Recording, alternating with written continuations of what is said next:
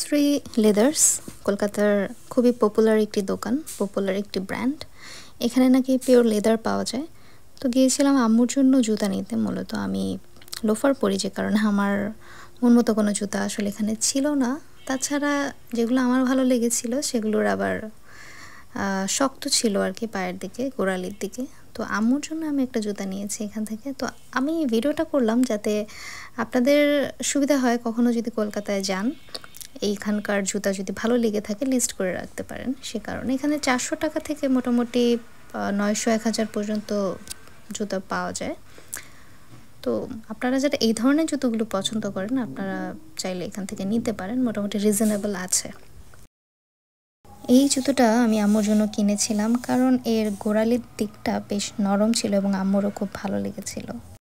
আমার ফ্রেন্ডও ছিল সাথে, সেও কিছু জুতো, সে প্রায় 3 জোড়া জুতা নিয়েছে। আমি দেখাবো ভিডিও শেষে কোন কোন জুতোগুলো নিয়েছিল। ব্যাগের কালেকশনটাও দেখাবো শেষ দিকে। ব্যাগগুলো তেমন একটা ভালো লাগেনি আমার।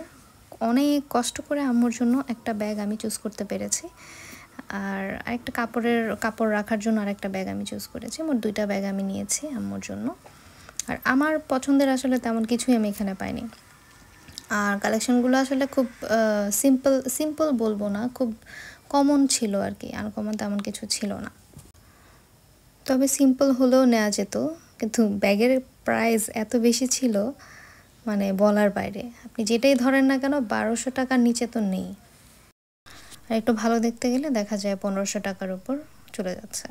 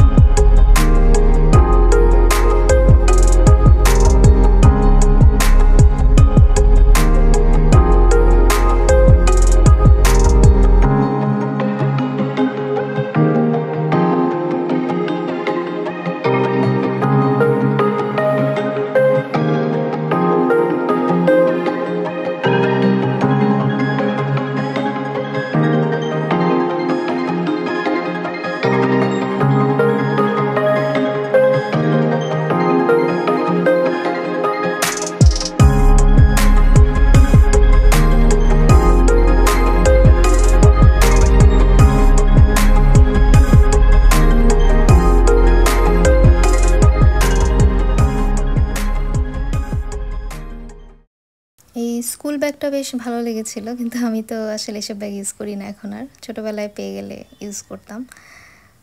এই লেদারের ব্যাগগুলো অনেক দাম ছিল, একেবারে নাকি পিওর লেদার, কোনো কিছু মিক্স নেই, যে কারণে দামটাও বেশি ছিল। প্রায় 9 থেকে 10,000 টাকা, 15,000 এরকম ছিল। শোরুমের একদম টপ ফ্লোরে ছিল এই লেদারের জ্যাকেটগুলো।